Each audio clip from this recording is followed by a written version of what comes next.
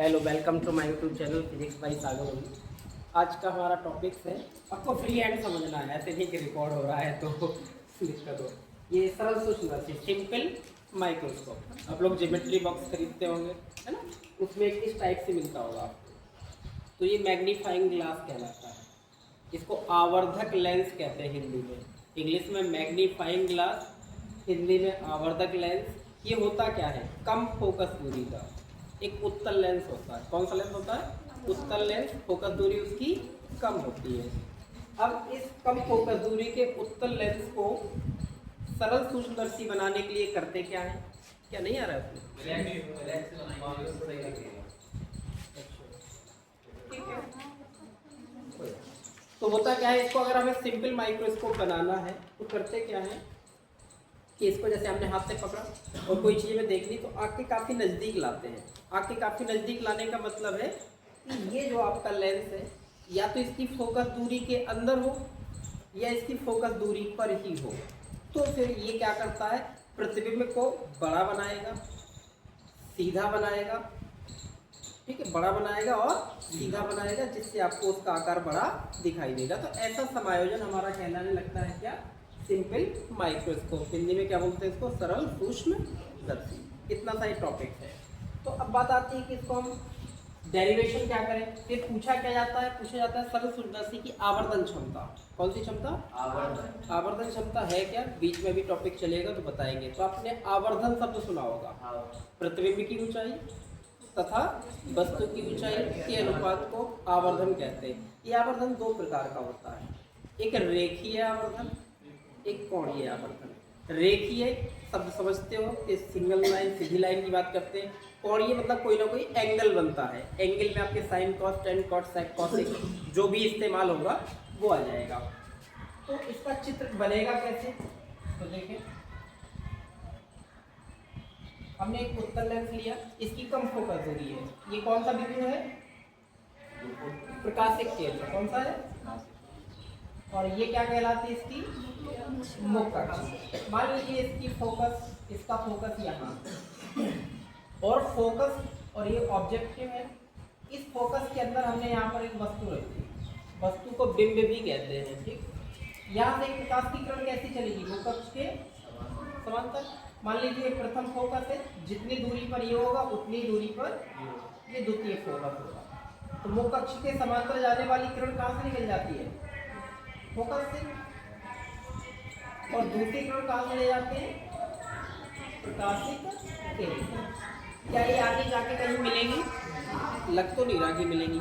तो क्या करते हैं, तो हम पीछे की ओर ले जाएंगे, बैक ट्रैक जिसको कहते हैं।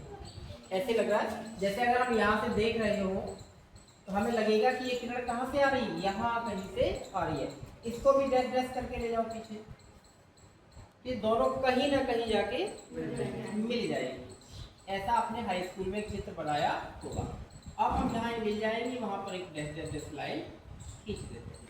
गौर से देखें, ये आपका ऑब्जेक्ट था, नाम दे दीजिए ए बी। इसको हमने देखा किसकी सहायता से, लेंस की सहायता से, उत्तल लेंस।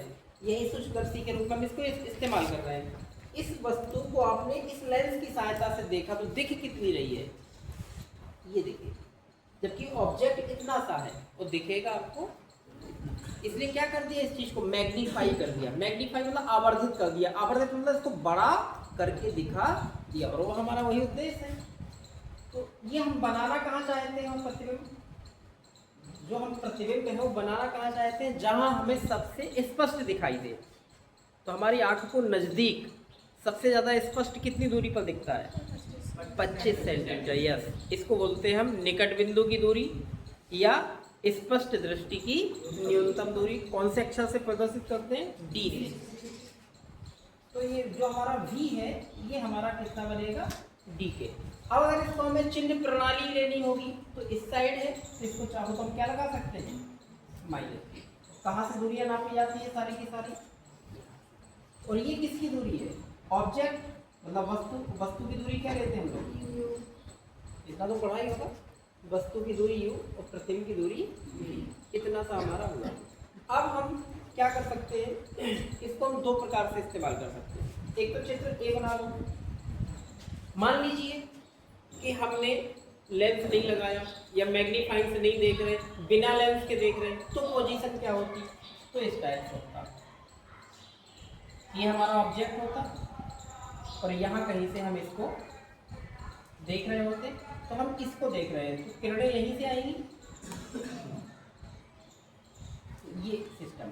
तो ये जो वस्तु है हमारी आंख पर क्या बनाती? एक एंगल क्रिएट करती है। समझ लो कि वस्तु द्वारा आंख पर एक कोण बनता है जिसे हम दर्शन कोण कहते हैं। दर्शन मतलब दिखाई देने वाला है ना, दर्शन हो गए, दिख रहा है, दर्शन कोण। दर्शन कोण किसके द्वारा बनता है? वस्तु के द्वारा। कहाँ पर बनता है? आंख पर। तो वस्तु द्वारा आंख पर बने दर्शन कोण को हम लोग अल्फा के नाम से जानेंगे। किस नाम से? इसी प्रकार से प्रतिबिंब द्वारा आंख पर बने दर्शन कोण को हम लोग बीटा के नाम से जानते हैं। किस नाम से जानते हैं? बीटा। ये हमारा बीटा बनेगा। ये बीटा किसके लिए है? इसके लिए, प्रतिबिंब के लिए। और अगर ये कोण बीटा है तो यहाँ भी जरूरत पड़ेगी, तो यहाँ पर भी हम क्या कह सकते हैं? बीटा, क्योंकि हमारी आंख इस साइड, तो हम ये भी कोण मान सकते हैं। तो कितने कोण हो गए? 2। दर्शन कोण अल्फा भी और बीटा। अल्फा किसका होता है? वस्तु द्वारा बनने वाला आंख पर दर्शन कोण। और बीटा कौन होता है? प्रतिबिंब द्वारा आंख पर बनने वाला दर्शन कोण। अब ये ऑब्जेक्ट है हमारा, तो वस्तु को भी हम कहाँ रखना चाहते हैं? सबसे निकट। और निकट दूरी कितनी मानी जाती है? d, स्पष्ट दृष्टि की न्यूनतम दूरी। ठीक है, इतना सा। ये कब है हमारा चित्र? जब हमने कोई लेंस नहीं लगाया, कि बिना किसी लेंस की सहायता से देखेंगे तो ये चित्र है, और लेंस लगा के देखेंगे अर्थात इसका प्रयोग करेंगे तो हमारा ये चित्र। तो आवर्धित कौन कर रहा है? डायरेक्ट हो रहा है कि लेंस के द्वारा हो रहा है? आवर्धित का मतलब चित्र के आकार में परिवर्तन करके दिखाना, छोटा दिखाना या बड़ा दिखाना। अब इसके डेरिवेशन पे चलते हैं, जो कि हम आपको भेजेंगे। इसमें अगर हाई स्कूल में आपने देखा होगा इनके फॉर्मूले, तो उसमें लिखा होगा सरल सूक्ष्मदर्शी की आवर्धन क्षमता जब प्रतिबिंब स्पष्ट दृष्टि की न्यूनतम दूरी पर बने, जब प्रतिबिंब अनंत पर बने। ना पता है तो सुनो, 2 ही चीज़ों के लिए हम स्टडी करते हैं, या तो सबसे नज़दीक या सबसे दूर। सबसे नज़दीक को क्या कहते हैं? निकट बिंदु की दूरी 25 सेंटीमीटर, और सबसे दूर को हम लोग क्या कहते हैं? अनंत। तो 2 ही केसों में स्टडी करनी है, बाकी किसी से सब आ जाता है। तो जब प्रतिबिंब हमारा कहाँ बन रहा हो? जब प्रतिबिंब निकट बिंदु d मतलब कितना सेंटीमीटर? 25 सेंटीमीटर पर बने, तो क्या निकालना है इसका? आवर्धन, मैग्निफिकेशन। मैग्निफिकेशन मतलब, आवर्धन का मतलब समझ लो कि वस्तु का प्रतिबिंब बड़ा या छोटा करके दिखाना। यहाँ हम कैसा देख रहे हैं? प्रतिबिंब छोटा कि बड़ा? बड़ा देख। तो जब भी हम निकट बिंदु पर निकालेंगे, वो भी सरल सूक्ष्मदर्शी के द्वारा, तो इसके लिए हम लीनियर मैग्निफिकेशन निकालेंगे, रेखीय आवर्धन। कौन सा आवर्धन निकालेंगे? तो इसके लिए हम लोग रेखीय आवर्धन। सिंपल है, समझ में आया आप लोगों को? समझ में आ जाएगा ना? तो सबसे इजी है, पेपर में आए ना आए डजंट मैटर, लेकिन कॉन्सेप्ट आपको क्लियर होना चाहिए। रेखीय आवर्धन सूत्र याद है? एक होता है प्रतिबिंब की ऊंचाई बटे वस्तु की ऊंचाई, दूसरा होता है v अपॉन u, या तो h डैश अपॉन h या v अपॉन u। पूरा एनसीईआरटी पैटर्न बता रहे हैं हम आप लोगों को। एक सूत्र सुने भाई, m equal to v upon u। ठीक है, इसको यही इक्वेशन बना के छोड़ो। अगर हमें ये मान मिल जाए तो हमारा आवर्धन आ जाएगा। तो u और v किस सूत्र में आते हैं? लेंस फार्मूला में। लेंस मेकर फार्मूला नहीं, lens formula. 1 upon v minus 1 upon you बराबर 1 अपॉन एफ। सुना है ना? तो हमने तुरंत रखा 1 upon F equal to 1 upon V minus 1 upon U, lens formula. अब दिख रहा है कि जहाँ v अपॉन यू होगा वहां पर आप कितना कह सकते हो? एम। इसमें कहीं v अपॉन यू दिख रहा है? नहीं दिख रहा है। क्या हो सकता है ऐसा? कब? जब v का हम ऊपर गुणा कर रहे हैं, तो तुरंत हमने यहाँ v का गुणा कर दिया। सब में करोगे, LHS में भी और तो v अपॉन एफ, v से v क्या हो जाएगा? v बटे v कैंसिल हो जाएगा, तो कितना बचेगा? कितना समझिए हो? Minus v upon u। अब ये देखो क्या बन गया? क्या बन गया? m। तो v upon F equal to 1 minus m को चाहिए आपको, तो m आप यहाँ ले जाओ और इसको, तो माइनस का इस साइड आया, 1 प्लस का उस साइड गया, बहुत हम इजी तरीके से समझा रहे हैं, समझते जाइए। चूंकि चीजों को समझना, हमने जब प्रतिबिंब बनाया तो प्रतिबिंब की दूरी क्या है, इसमें देखो प्रतिबिंब की दूरी कितनी है, क्योंकि हम प्रतिबिंब कहाँ बनाना चाहते हैं, निकट बिंदु पर। तो प्रतिबिंब की दूरी v, और v कितनी होगी निकट बिंदु पर, d। तो v बराबर कितना है, वैल्यू बाद में रख सकते हैं 25। तो हमने जब प्रतिबिंब बनाया वो निकट बिंदु पर बनाया, तो प्रतिबिंब की दूरी इस पर दृष्टि की न्यूनतम दूरी रख दो यहाँ पर। तो m इक्वल टू 1, देखिए ये माइनस और ये माइनस क्या हो जाएगा, क्योंकि जब v की वैल्यू रखोगे तो माइनस माइनस प्लस, और v की जगह कितना d बटे कितना है, ये आता है। तो ये आंसर कब है, जब प्रतिबिंब कहाँ बन रहा हो, निकट बिंदु पर या स्पर्श दृष्टि की न्यूनतम दूरी पर 25 सेंटीमीटर बन रहा हो, तो ये हमारा फॉर्मूला है। तो आवर्धन या आवर्धन क्षमता है किसकी है, ये सूक्ष्मदर्शी की, कब है, निकट बिंदु पर, इतना समझ लो। अगर हमें किसी वस्तु का आवर्धन 6 प्राप्त करना है, सवाल है ये दिया नहीं उसमें, किसी वस्तु का आवर्धन कितना लेना है 6, तो फोकस दूरी कितनी रखनी पड़ेगी, सोचो, सिंपल। इसका मान कितना होता है 25, तो इसका मान कितना रखना पड़ेगा 5, 5 25, 5 आया, 5 धन 1 6। अगर हमें 6 गुना बड़ा प्रतिबिंब बनाना है, कितना 6 गुना बड़ा प्रतिबिंब, आवर्धन जैसे आवर्धन 6 है तो इसका मतलब 6 गुना है वो, आवर्धन 10 है इसका मतलब 10 गुना प्रतिबिंब बनेगा, आवर्धन 2 है इसका मतलब 2 गुना प्रतिबिंब बनेगा, ये है आवर्धन का। तो अगर हम फोकस दूरी कितना ले लें, 5 सेंटीमीटर फोकस दूरी का उत्तल लेंस ले लें, कितनी फोकस दूरी 5 सेंटीमीटर फोकस दूरी का उत्तल लेंस ले लेंगे, तो 5 का भाग किस में दोगे 25 में, 5 25, 5 5 धन 1 6। तो कोई आपसे पूछ सकता है ना कि 6 गुना बड़ा प्रतिबिंब बनाना है, तो बताओ फोकस दूरी कितनी लेनी पड़ेगी उत्तल लेंस की, तो आपका आंसर हो जाएगा 5, क्योंकि यहाँ 5 रखोगे 6 m बराबर आ जाएगा। तो इसका मतलब 6 गुना, अगर वस्तु 2 सेंटीमीटर है तो कितना बड़ा प्रतिबिंब बनेगा 12 सेंटीमीटर। अरे वस्तु की दूरी वस्तु की ऊंचाई कितनी है 2 सेंटीमीटर, और आवर्धन कितना बन रहा है उसका 6, तो 2 6 12। ऐसे सवाल लगते हैं, इससे वो बता रहे थे। अब इसका दूसरा केस देख लो, ये कौन सा केस था, इसका दूसरा केस है जब अंतिम प्रतिबिंब कहाँ बन रहा हो, अनंत पर बन रहा हो। तो इतना शायद तुम लोगों का लिखा होगा, स्टॉप करो इसको थोड़ा एक साइड से। देखो अगर अब हमारा सेकंड केस क्या है, अभी टॉपिक वही है आपका सिंपल माइक्रोस्कोप, लेकिन सेकंड केस आ गया जब प्रतिबिंब कहाँ पर बन रहा हो, अनंत पर बन रहा हो। तो इसके लिए हम लोग एक चित्र की हेल्प लेंगे, एक फिगर की हेल्प ले लेंगे। देखो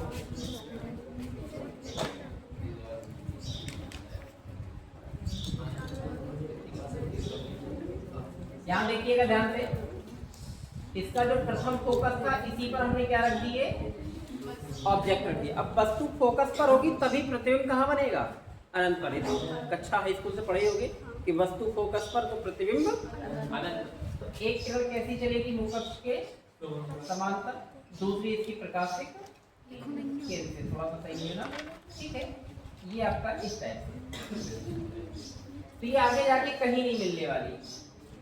और पीछे बढ़ा के देख लो, पीछे बढ़ा के देखोगे तो भी यहाँ पर ये कहीं नहीं मिलेगी। तो प्रतिबिंब कहाँ बन रहा होगा, अनंत पर। तो अनंत पर प्रतिबिंब बन रहा होगा तो उसकी प्रतिबिंब की दूरी कितनी रही होगी, प्रतिबिंब की दूरी हम भी कहते हैं, प्रतिबिंब की दूरी भी, और ये रही कितनी होगी अनंत। लेकिन मान लिया कि कहीं पर बन रहा होगा, प्रतिबिंब की दूरी कितनी होगी, और यहाँ पर जो u है वो u कितना होगा, वस्तु की दूरी कितनी होगी, फोकस दूरी, ये तो है फोकस दूरी। और अगर इस साइड रख रहे हैं तो उसको क्या लिखेंगे हम लोग, माइनस रखेंगे, तो ये चीजें देखी जाएगी, ठीक है। और यहाँ पर ये कोण कितना होता है बीटा, और ये भी कोण बीटा। अब ध्यान रखिएगा, तो हम लोग करेंगे क्या, जब प्रतिबिंब अनंत पर बने तो इसके लिए ये चीज समझना थोड़ा सा, कोणीय आवर्धन याद करते हैं। कौन था आवर्धन? अभी कौन सा ज्ञात किया था पहले वाले में? पहले वाले में रेखीय आवर्धन था, दूसरे वाले में अभी कोणीय आवर्धन क्या होता है सबसे समझिएगा। कोणीय आवर्धन, इसी का दूसरा नाम है रियल में आवर्धन क्षमता। ये सूत्र होता है इतना, देखो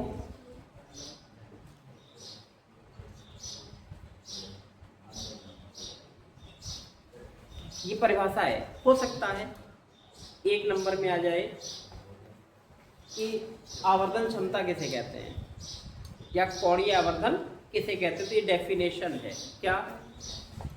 बीटा किसके द्वारा दर्शन कोण बनता है? प्रतिबिंब के द्वारा। और अल्फा किसके द्वारा बनता है? वस्तु के द्वारा। तो यही परिभाषा है कि प्रतिबिंब के द्वारा, खासतौर से अंतिम जहां पर दो प्रतिबिंबों का जिक्र होगा, जहां पर दो प्रतिबिंबों का जिक्र होगा तो अंतिम प्रतिबिंब का नाम लेंगे हम। यहाँ तो एक ही प्रतिबिंब है, आगे चल के आप कंपाउंड माइक्रोस्कोप पढ़ोगे तो उसमें दो प्रतिबिंब होंगे। तो अंतिम प्रतिबिंब द्वारा आंख पर बना दर्शन कोण तथा वस्तु द्वारा आंख पर बने दर्शन कोण के अनुपात को कोणीय आवर्धन या आवर्धन क्षमता, डेफिनेशन यही छुपी है। अंतिम प्रतिबिंब द्वारा आंख पर बना दर्शन कोण और वस्तु द्वारा आंख पर बने दर्शन कोण के, ठीक है, ये डेफिनेशन है। अब इसमें से हमें क्या चाहिए? tan बीटा और tan अल्फा। इसको वहीं छोड़ देते हैं हम लोग। चित्र जो भी हो, यहाँ पर देखो ये क्या इसमें अल्फा दिख रहा है, यहाँ से आप tan अल्फा निकाल सकते हो। प्रतिबिंब की वस्तु की ऊंचाई को क्या मानते हैं? और प्रतिबिंब जहां बन रहा था उसकी ऊंचाई को, तो हमने लिखा है यहाँ पर, क्या टाइम हो गया क्या? tan क्या होता है? tan अल्फा लंब बटे आधार। तो लंब कितना है? h और आधार कितना है? d। इसका डिस्कशन हम पहले कर चुके हैं कि वस्तु कहाँ रखना चाहते हैं जहां हमें स्पष्ट दिखे। तो नजदीक स्पष्ट कहाँ दिखता है? d पर, ठीक है। तो अल्फा कितना आ गया? h upon d। अब हम किसके लिए सॉल्व करेंगे? बीटा के लिए। तो देखो इसमें थोड़ा सा समझना है आपको। tan बीटा, बीटा है कहाँ?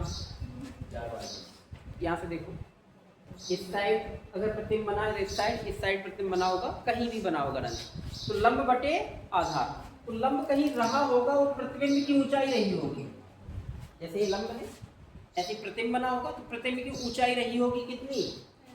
h डैश बटे क्या? आधार। आधार क्या? प्रतिबिंब की दूरी। जैसे इसमें किसकी दूरी आई थी? वस्तु की। तो उसमें प्रतिबिंब बना होगा, प्रतिबिंब की दूरी। प्रतिबिंब की दूरी क्या लेते हैं हम लोग? क्योंकि वो इस साइड बना होगा लेंस की। यहाँ एक क्वेश्चन पूछ सकते थे आप लोग कि इसमें माइनस नहीं लगाया, लेकिन जब हम इसको इस्तेमाल कर रहे हैं तो माइनस लगा रहे हैं। बिल्कुल, वेरी गुड। इसमें लेंस नहीं लगा है, ये हम डायरेक्ट की बात कर रहे हैं। और इसमें हम लेंस लगा रहे हैं तो लेंसों की चिन्ह प्रणाली लगाएंगे। समझ में आएगा? लेंस की चिन्ह प्रणाली इसमें लगेगी क्योंकि लेंस की सहायता से हम ये काम कर रहे हैं। तो ये समझ में आया? प्रतिबिंब की ऊंचाई है ये, मतलब लंब बटे आधार। अब देखो एक सूत्र आपने और पढ़ा होगा, आवर्धन के दो सूत्र होते हैं। एक तो होता है h डैश अपॉन h, मतलब प्रतिबिंब की ऊंचाई बटे वस्तु की ऊंचाई। एक होता है प्रतिबिंब की दूरी बटे वस्तु की दूरी। ये होता है कि नहीं? तो आवर्धन का ये भी फॉर्मूला और आवर्धन का ये, तो इन दोनों का इस्तेमाल कर लो। यहाँ से h डैश कितना निकलेगा? अगर हम ये चित्र का काम हो गया, हटा दें इसको।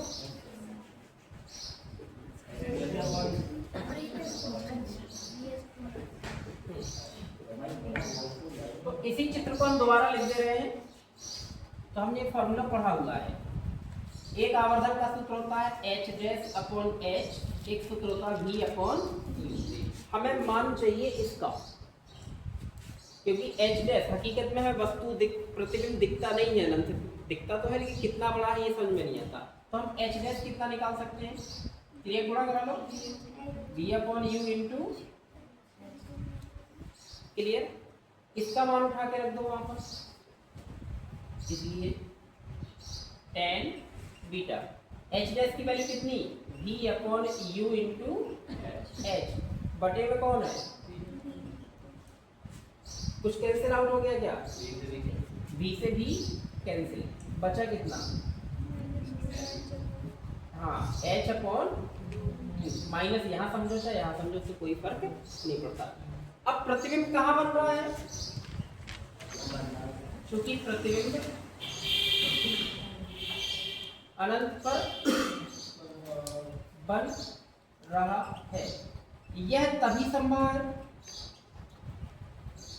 यह तभी संभव है जब वस्तु कहाँ रखी हो, जब वस्तु, ये तो नियम पढ़ो ना, फोकस पर हो, तो वस्तु फोकस पर होगी तभी प्रतिबिंब अनंत पर बनेगा। इसलिए u की वैल्यू कितनी होगी, प्लस एफ की माइनस एफ, इस साइड की कहानी है तो माइनस एफ। अब ये मान उठा के रख दो यहाँ, तब